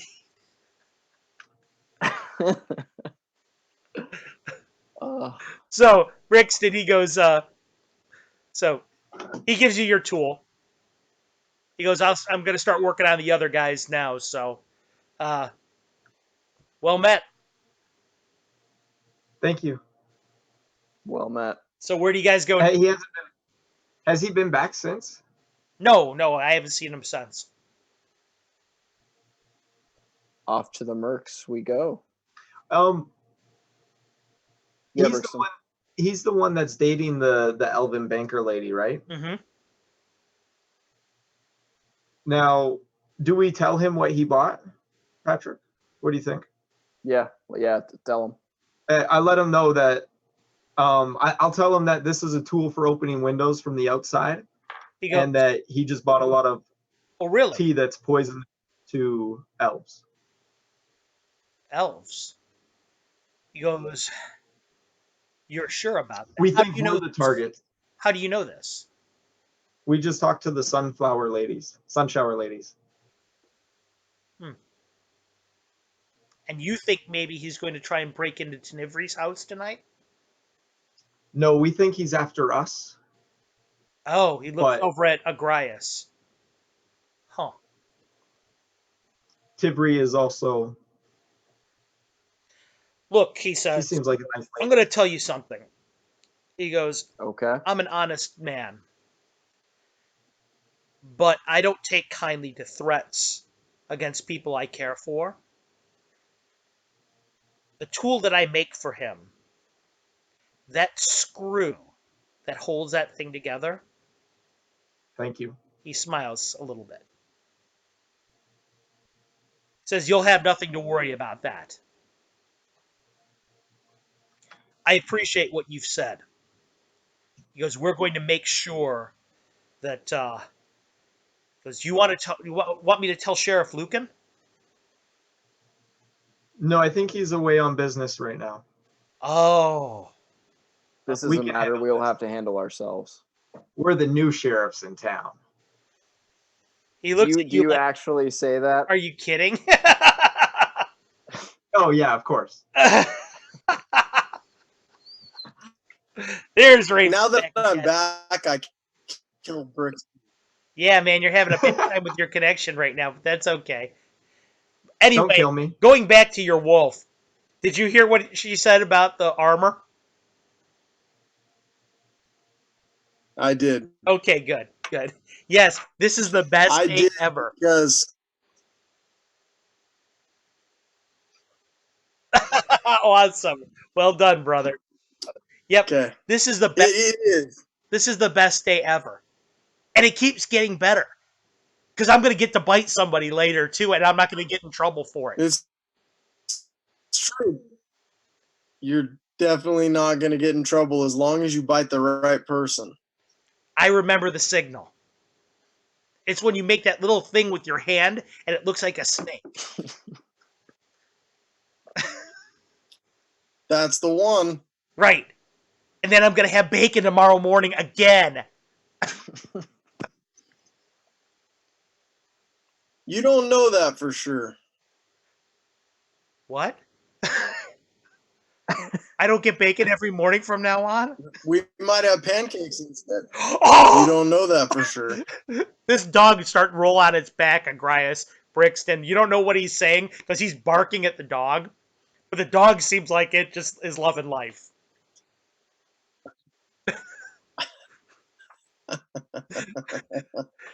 So anyhow, pancakes are good too. I've never had one before, but they sound amazing. Just because it has the word cake in it. No, because my master gave it to me. It's got to be amazing. Nobody ever gave me anything before without me being in trouble for it. This is the best. So anyway, where are you guys gonna go now? It really is the best. I can't We're wait. gonna go to the. I can't wait for a pancake. We're gonna go to the Mercs Guild. Okay, so the three of you go to the Mercs Guild. The dog is running in a circle around you guys the whole way, barking merrily, having a good time. Okay, now here's the plot twist. Pancake is actually the Elvish word for gnome. Just saying. I missed out on that. Okay, so you go down towards the city center, back to the T intersection in the middle of the city. You hang a right, or I should say a left. The Merc Hall is in the on the right hand side of the street. It's a little bit further down from a chapel that you see, and across the street from it is a house from which you can smell the chemicals and used in the process of tanning. So it must be a leather worker's house. So you end up at you guys end up at the in front of the Merc Hall. The Merc Hall is made completely out of stone. It's a plain block of a house. One door in the front of it. There's windows all the way around it. It looks like it was built to be very simple, very Spartan.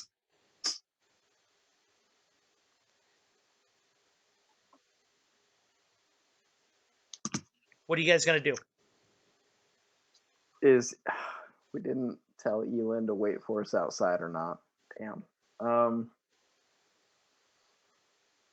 We walk in. You walk in. There's a man at the front desk who looks at you. He doesn't say Does he have bushy he looks at the three. He looks at the three of you, puts a key on the table, and slides it across. Okay, I snag the key. Mm-hmm. He goes, 4 upstairs. He kind of nods down the hallway. It's a short hallway that leads to stairs going straight up. You walk up the stairs. There are exactly 4 rooms. The in a short hallway. There, it looks like the whole place must be built into quadrants, and one of the doors has a 4 on it. Okay, I put the key in. Mm-hmm. Go ahead, Brixton. Can I check the door first? Yeah, Grias, you get about halfway through. Brixton's like, hold on for a second. What are you going to check for? See if there's another pin in the keyhole, or if there's. Go ahead and make a percentage dice. 79. You feel pretty comfortable that this door hasn't been tampered with. Brixton, do I have the okay? Hold on for a second. Jeremy, make me a 20-sider, Rainmar. Yep. 20-sider for me, Rainmar.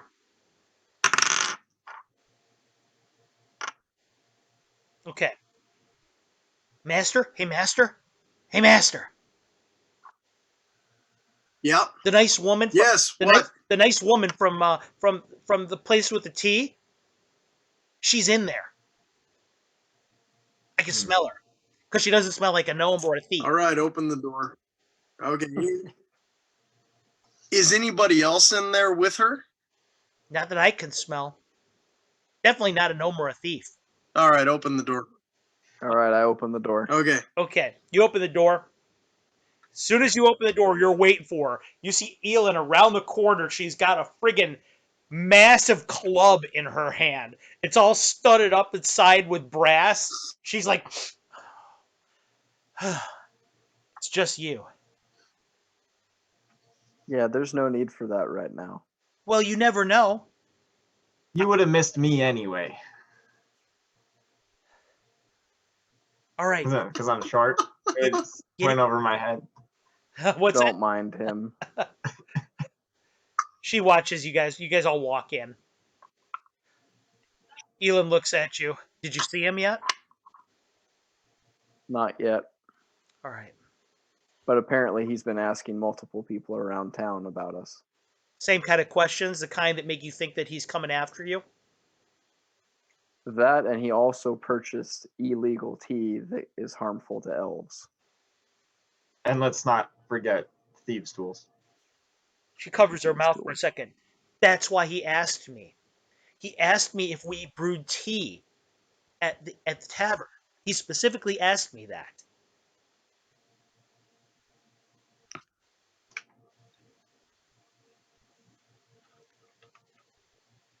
So how long are you guys going to wait in the room? What are you going to do? How many windows are in this room? Just one, facing out the back. What would be the likelihood of, I guess, setting a trap to it? You're looking at it. It would be high if you had trap setting equipment, which you do not. I don't. Elin, did you set this guy up with his own room? I did. He's in 3 right across the hall. I told the guy downstairs that expect a guy with big bushy eyebrows. Raymar? Yeah, do we have any of that tea that he purchased? No, he bought all of it. He bought all of it. So we can get some if we find them. Yeah, if you find it. Got it. Okay. How long are you going to wait in this room? I'm ready to go check his door for traps and knock on it. I was going to have the dogs. You're going to have the dog do what?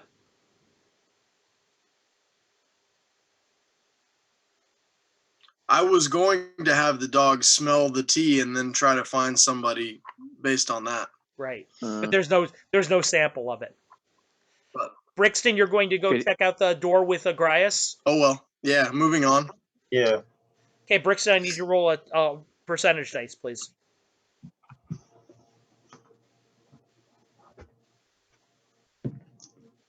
$73. Okay.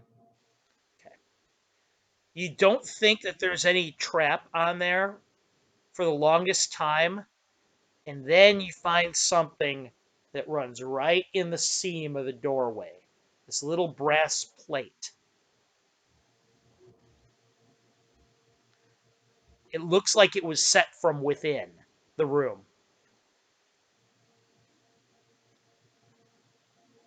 Got it. Is there any way to like look under the door or peek through the keyhole or anything? No. Yeah. Looks like the keyhole's been blocked. It's been stuffed. Wet. Now, could a mouse fit under the door? Yeah, you're pretty sure a mouse could fit under the door. I'm gonna cast mouse, and I'm gonna take out some food and then cast mouse, and try to bribe the mouse to go look in the room. Okay, so if you can talk to burrowing animals, what are you going to say to it? It starts eating. It starts eating the bits of bread that you have in your mouth. You're not even sure how he did it. Brixton just kind of took his hand out, kind of showed it back, showed it front, showed it back, showed it front, and there was a mouse in it the next time he pulled it out. It just kind of seemed to come out of nowhere. It ran down his hand onto the floor. I ask it that I can give it more food if it looks and tells me if there's a person in the room. Well, I don't know if it. I can do that. It starts scampering underneath the door. You guys wait about 2 seconds. Comes back. There are 3 people inside the room. 3. What do they look like? They're big. Do they have bushy eyebrows? What's an eyebrow? Cool. Here's some food. It starts eating that food. And then I say I'll give you more food some other time. I can't wait. Rainmar, the wolf, kind of is bending over and sniffing at the mouse. Nope. Not a thief. Not enough. I'm gonna relay the information to Raymar and Agrias. Okay. That there's 3 people in that room. Okay. And the door's trapped. Okay. And the door's trapped. Agrias, what is the party gonna do?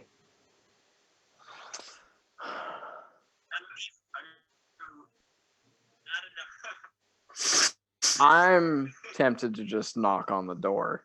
But what are you guys thinking? The window. You have your thieves tool?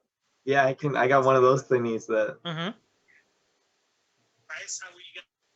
Okay, so do you want us? How about I knock on the door with Rangmar, and then you go in the back and enter?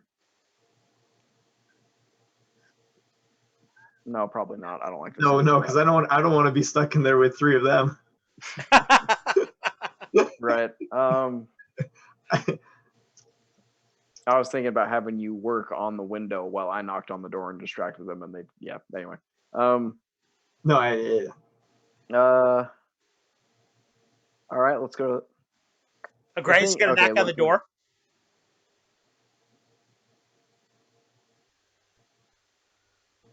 Rangmar, Brixton, what are your guys' opinions? Well, I know the thief is going to. Why are we even investing? Why are we what? I'll back up. Whatever you want to do is fine with me. Okay. Brixton? We know the thief is going to be going back to the blacksmith, and that he seems to be doing a lot of his stuff alone.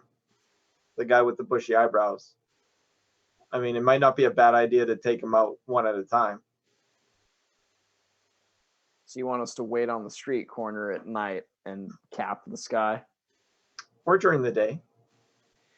Keelan says, I don't know that the sheriff is going to smile on that kind of behavior. Well, luckily for us, the sheriff isn't here right now. That's why I say we should do something here. Here? If we're going to do it, there's 4 of us and 3 of them, plus the dog. And a mouse. And a mouse. I can't forget the mouse. Are any of the other people that we hired staying here? Like Ginny or... I don't know. Why don't you go downstairs and ask the guy at the desk? I didn't ask. Okay. You guys go downstairs? I mean, backup isn't a bad idea. You guys go downstairs, and you're asking if the guys behind the desk looks at you. What do you need? Yes, I was wondering if Jenny or Marek are here, or even Herrick. Looks down at his thing. Goes, Magmaborn's in room 1 downstairs. Herrick, room 2 downstairs. Okay. Anything else? That's it. Thank you for your time. He nods. All right, let's go get the dwarves. You knock on the door for them. There's no answer.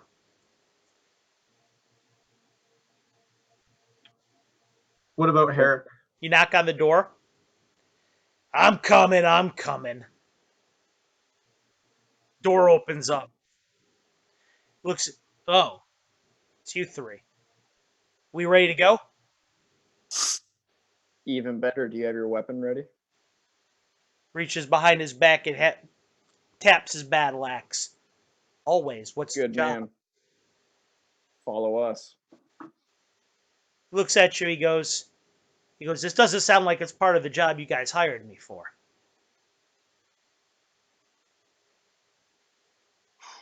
That's because it's not. Well, I hope this is a paying job then.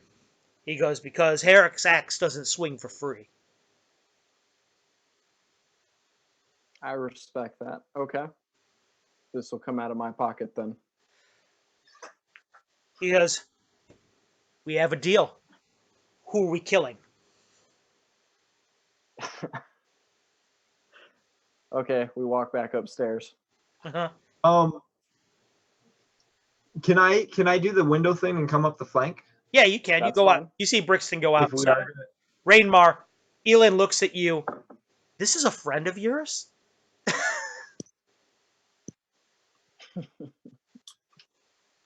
Yeah, his friend is a strong word. Okay, Brixton, you're outside. I'm going to need you to make me a climb walls check. Percentage, please. 56. Okay. You're If outside. you You're starting to climb. fall, I will never stop laughing. You're climbing the wall. You're outside. Now, this is still pretty much daylight. If people were paying attention, which you don't see anybody on the street right now, they would be able to see you. But you're outside the window. You hear a conversation going on inside. Can I make out the conversation? Huh? Can I make out the conversation? Yeah, you can listen to the whole thing. He goes, all right, there's 4 of them, he says. First one, elf with a cloak, all right? I don't get to see too much of his face, but he's got this smudge on his forehead. The other one's a gnome. You never miss him. He goes, sawed-off runt. He's got a queer little hat on with this stupid feather on it. He's drunk all the time. He'll be the easiest mark. He's the one we should focus on, all right? There's one of them. He goes, he's the biggest half-elf I've ever seen, if he's a half-elf at all. He's running around with a wolf right now. I think we should stay away from that one. Just if the dog starts barking, he goes, he'll tip all of them off. He goes, but the gnome seems to like to go out by himself a lot, over to the water. What I say is we wait for him over there, we knock him out, we put him in the bag, and we throw him in. Oh, I think that's a good idea. We are ghosting these guys. That sounds like a good idea. Well, what about the other one? Well, the other one, I don't even know if he's human. Besides, he's buddies with the sheriff. So we're going to have to... Besides, I've already got something cooked up for him. Because Bounty's boys are taking care of him right now as we speak. So I wouldn't worry about him at all. You said that. Whose boys, sorry? That's what I said, isn't it? Oh, he's a dead man for sure. Okay, Brixton, you're outside hearing this whole thing. By now, Agrias, you guys are outside the door. Brixton, what are you going to do? I'm gonna wait till I hear. How long would it take to open up the window?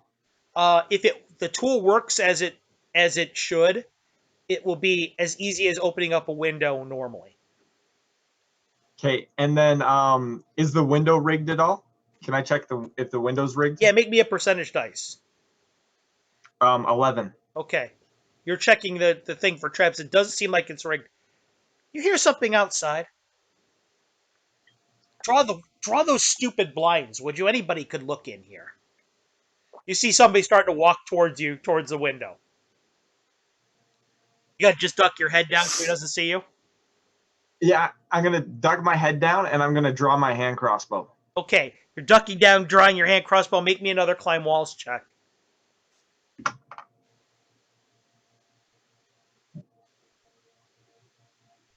What was it? 1. Oh, that's perfect. You want to roll low. So you duck down, you got your hand crossbow, you got a really good finger hold in the wall. He just draws the blinds. Turns around.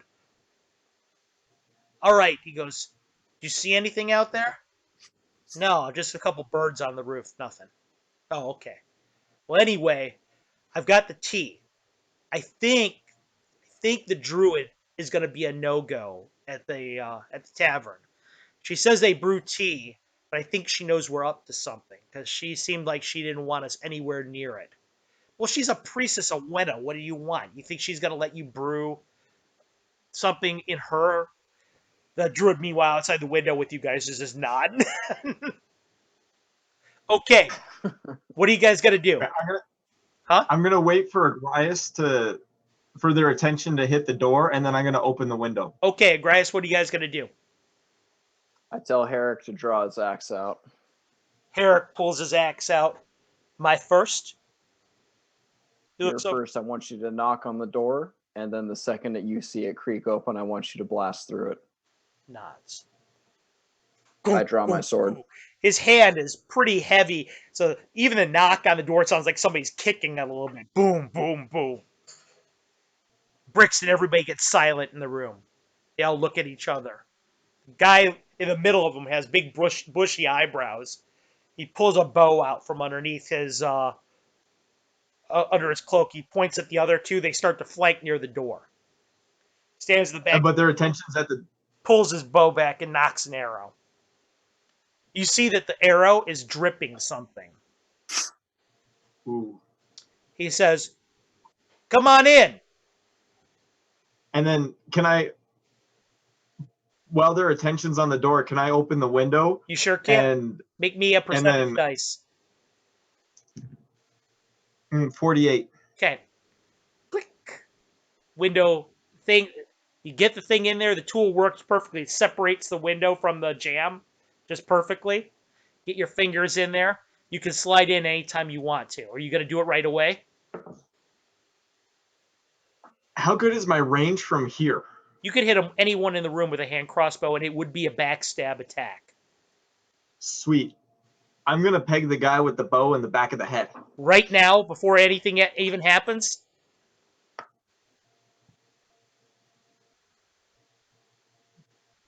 Yeah. Okay, make me a 20-sider. I would. Make me a 20-sider. 11. Okay. Agrias and Rainmar, you guys are outside the door. Boom, boom, boom. You hear, "Come on in." Herrick looks back at you. As soon as he looks back at you, Brixton, you got your hand crossbow out there, you're lining them up. Ping! Make me a 1d4. Dos. Okay. He's sitting there with his arrow knocked, and he's looking at the door. All of a sudden, your bow shot hits him in the side of the neck, and he screams, drops the bow, drops the arrow. Everybody turns and looks towards the door. Agrias, you and everybody out in the hallway hear this going on. You hear the screaming in there. "What? Sniper!" You hear somebody yell. What are you gonna do? I tell Herrick to blast through the door. We're going in. He kicks the door open. As soon as he kicks the door open, something explodes.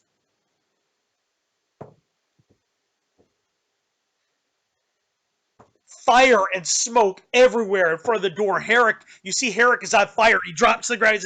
Ah! He drops the ground. He's trying to roll over. You guys just gotta run right over him, run into the room. Ringmar. I'm cool to let that guy die.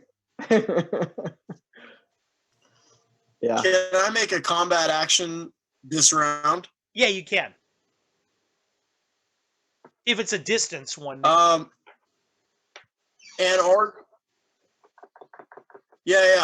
I wanna light him up with a bow shot. Okay, make me 220. So You're talking about the guy you're talking about the guy with the bushy eyebrows that has an arrow sticking out of the side of his neck? I'm talking. Well, what do I see when I go in the room? When you look through the door, all you see is smoke and you see shadowy figures. So you have your choice between a tall one and two short ones.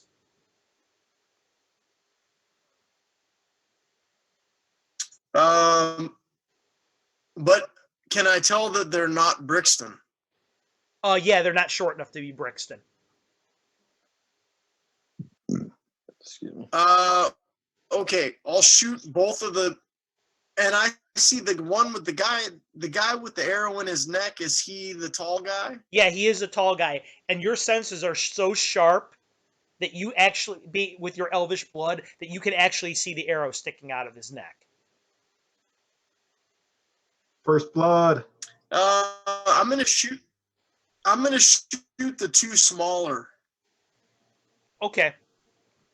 So you go bam, bam, 220s. A 20 and a 10. Roll me a 6-sider, please.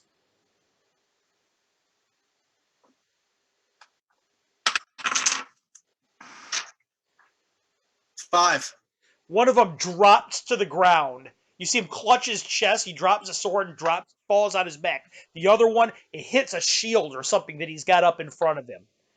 Agrias. Oh, meanwhile, Raymar, you hear right below you. You hear this barking. Snake time. Snake time! Dog charges into the room. Agrias, what are you gonna do? I'm gonna shoot a magic missile at the last guy standing. Okay, there are two guys standing. The guy that isn't dropped, the tall guy in the back of the room, isn't dropped. The other guy had a shield up. The guy with the bow with the arrow in his neck. Okay, go ahead. Roll me a D4, please. A D4. 3. Agrias, hear this utterance leave his mouth. It almost sounds like the air shudders around his mouth as he does it. He reaches out his hand, and this bluish, silvery, twinkling, like a serpent, swivels around his arm multiple times, launches out from his hand. It goes right at the guy with the shield, curls over his head, dances in the air one time, swooping like a bird of prey until it strikes the guy with the arrow right in the chest. He falls back into some piece of furniture, clutching his chest, screams out. Meanwhile, you hear barking inside the room. The guy with the shield, you see him go down. He's like, what the heck? He starts trying to knock off this dog that's biting at his legs. Elin, in the meanwhile, goes running in with her club. Okay, that's a surprise round. Brixton, your turn. So we got the guy with the shield left and the guy with the bow left. You can actually see everything because the smoke is in the doorway. All right, the guy with the bushy eyebrows that was in the back of the room. You hit him in the back of the neck. He tried to turn to see you, and as soon as he tried to turn and see you, this magical force hit him straight in the chest. It looked like a magic missile to you, in your professional opinion. It's hard to tell. It exploded off of his chest. He fell back into the end table, knocked off the lantern that was on there. It wasn't lit, fortunately, but oil splashed down the ground, shattered. He looks like he's on his last leg. Meanwhile, oh my god, one of the guys in the doorway was standing there, and he had a broadsword in his hand. He was getting ready to raise his broadsword. Now he's wearing an arrow in the middle of his chest, and you think you see the other end of it sticking out the back. He's just rolling around like on his last leg. There was another guy that was in there, and he also had a broadsword. And an arrow hit his shield and bounced off, but he looked like he was getting ready to charge the door. And the wolf came running in there and started to bite at his legs. Elin just emerged from this smoke, and she's looking for a target. What are you doing? So you mean to tell me the guy on the ground is covered in lantern oil? He is covered in lantern oil. And then if I lit it on fire, how much damage would that do to the building? None. It's all stone, remember? It's just a giant stone square. I cast Fire Finger, and I shoot him with my Fire Finger. 6.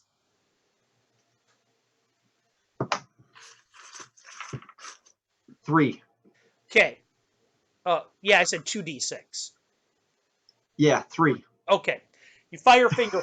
The whole oil just goes rushing up, explodes over him in this ball of flame. He starts howling and screaming.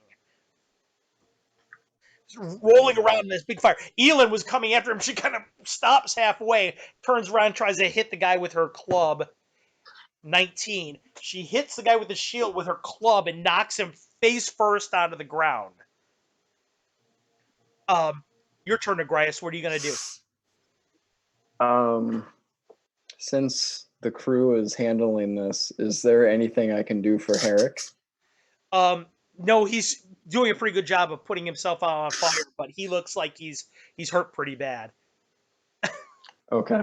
I take out my bow and shoot at the guy's feet that has the shield. Right at his foot. Actually, he's on the ground now because Elin knocked him to the ground with her club, so he's prone. Hitting him a couple times will be no problem.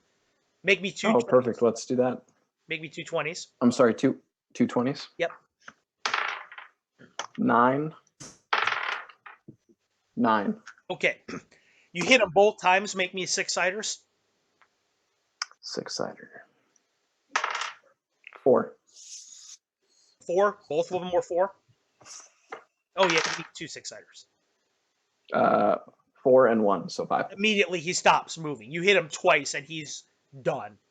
Jeremy's wolf, meanwhile, is at his neck right now, trying to rip the throat out of him. It's violent as shit. Jeremy, it's your turn.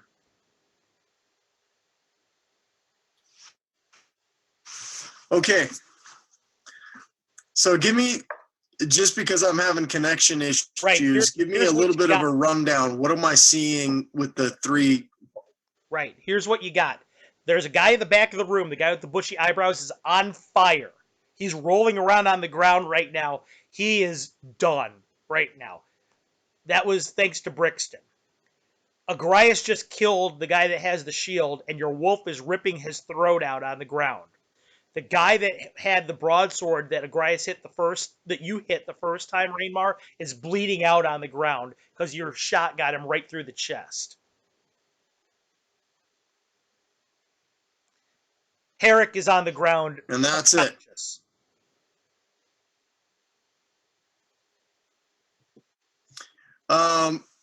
Okay.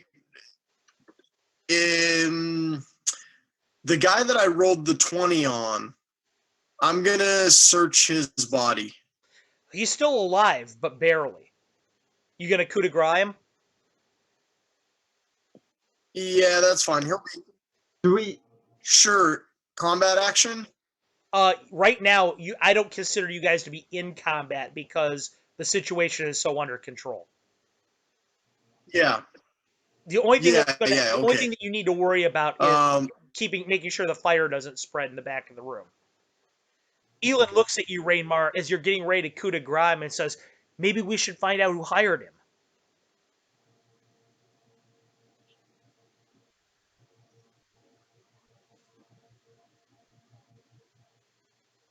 And I say,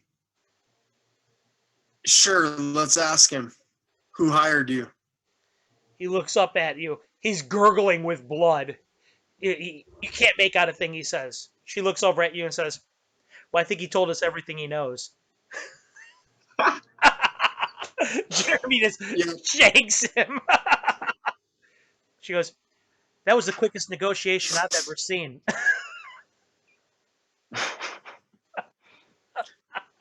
Well, I'm a professional. Don't try this at home. Okay. So you've got the 3 bodies. And then I search his body. Okay. In his one of his purse side of it, he's got some coinage that's in there. You can count 13 silver pieces, and there's a small garnet in there. Plus, he's got his broadsword that's laying on. Okay, what else? That's it. You gotta look at the other guy? Okay, I'll take that. Yeah. Okay, Brixton and Agrias, though, first. You guys have any actions you'd like to make? I want to search the guy that I lit on fire. Well, he's still on fire, so it's hard to search him. Can I at least... By the way, the room is starting to fill up with smoke pretty good. And Agrias and Brixton, I need you to both make me 20-siders.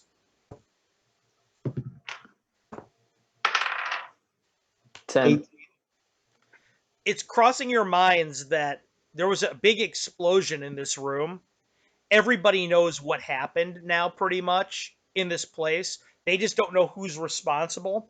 So unless you guys want to be caught holding the bag, you probably need to get out of there.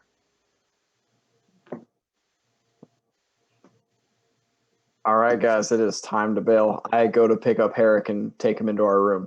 Okay, you guys grab Herrick, drag him back in the room. All 4 of you, plus the dog and Herrick, are in the room.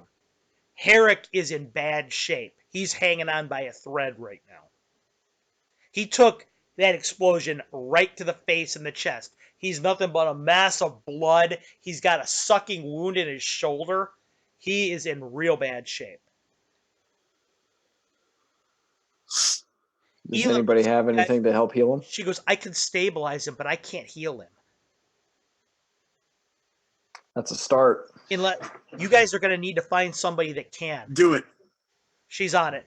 I'm on him. She goes, what about your friend? Isn't he a cleric? He's out of town. Well, we better hope he gets back fast. And that's where we're going to stop for the night, guys. Just a quick. Sure. What was on the bodies that I searched? The other body that you were able to search, well, first of all, you had the 13 gold pieces and the small garnet, and the broadsword that the guy was carrying. You were able to sneak in and look at the other guy. The other guy also had a purse, and it had a scroll in it. Okay. And then... Thank you. I wasn't able to get anything off the other guy? No, he was still on fire. It's hard to search a dude when he's on fire. Could I have picked up his arrow that he dropped that was dripping? Sure, you could. Oh, well, hold on. Let me make sure it didn't get destroyed in the fire. Actually, no. It was in the fire, too. So, cool. Okay. Yeah, it got destroyed as well. So you guys are in this room, and the other side... Okay. When we... Go ahead, Rainmar. No, we're good. Okay. So when we next pick up our intrepid hero, you're going to have the four of you in that room. Herrick is dying on the bed, and Elena is trying to stabilize him and saying, I hope your friend can get back here in a hurry. And that's where we'll take off on the next one. But that was you guys did a great job there in that combat. That was awesome. And I hope you guys had a lot of fun.